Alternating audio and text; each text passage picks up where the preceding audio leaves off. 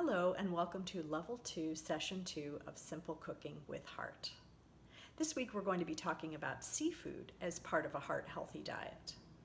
The American Heart Association recommends eating at least 2 servings per week of baked, grilled, or broiled fish, especially fatty or oily fish.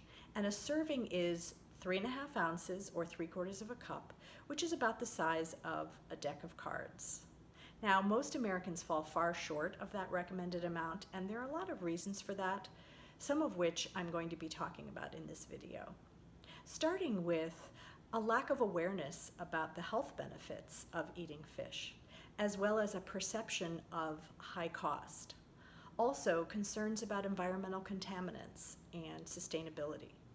And finally, a lack of confidence and ease about how to prepare fish in the home kitchen. So let's start with the health benefits of seafood.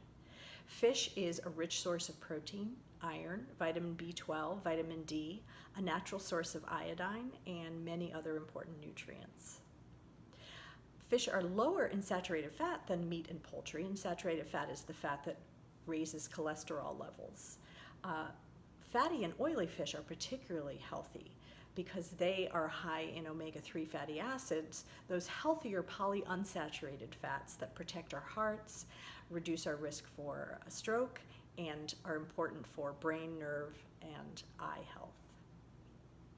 Now, when creating a list for the grocery store of omega-3 rich fish, these are some that you should think about including: salmon, mackerel, herring, albacore tuna, sardines, anchovy, and lake trout.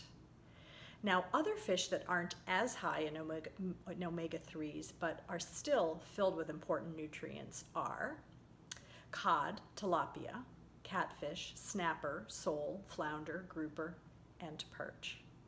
Shellfish like shrimp, crayfish, crab, scallops, clams, mussels, and lobster are higher in cholesterol than other fish, but lower in saturated fat than meat and poultry, so they also can be enjoyed in a heart-healthy diet. Next, let's talk about the cost. Contrary to popular belief, seafood does not have to be expensive if you follow these 3 budget tips. First, buy fish at a fresh seafood market or from a fish counter and ask the employee what's on sale and what is the freshest. It changes daily. Second, buy frozen shrimp and fillets. Most fish is flash frozen very soon after being caught, which helps to preserve its nutrients and fresh taste. Finally, look for canned or pouched tuna, salmon, sardines, shrimp, clams, and crab. They're less expensive and convenient to stock up on because they have a long shelf life. Look for fish packed in water or pure olive oil, and choose the product that has the least amount of sodium in the store. You can also rinse before serving to get rid of any excess sodium. Next, let's talk about environmental contaminants like mercury, PCBs, and dioxins. Levels of these substances are higher in older, larger predatory fish and marine mammals. So these are some that you want to limit: shark, swordfish, tilefish, king mackerel, big-eyed tuna, marlin, and orange roughy. Research finds that mercury contamination does not have an adverse effect on heart disease risk, and the health benefits of seafood far outweigh the risks from mercury, provided that you're eating a variety of seafood and adhering to the recommended serving size.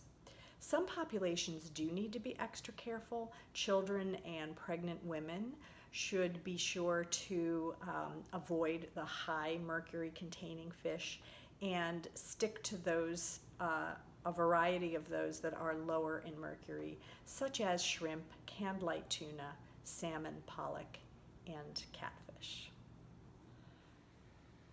If you're concerned about sustainability, check out the Monterey Bay Aquarium Seafood Watch program. It issues a consumer guide that's updated regularly and can be found at seafoodwatch.org. Select from their best choices or good alternatives categories for seafood that has been well managed and farmed or caught responsibly.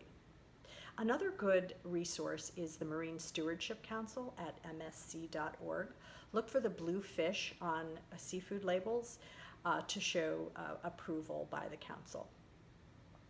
So I hope you will consider adding seafood to your diet, especially small, oily, omega-3 rich fish. A tip is to mince them up and add them to sauces for pasta, dressings for salads, dips, marinades for vegetables, and toppings for pizza. They can be used to add a wonderful umami or savory flavor to all your favorite dishes. As always, Raphael will now help you feel more confident and comfortable in the kitchen this week, preparing nutritious and delicious fish. Enjoy!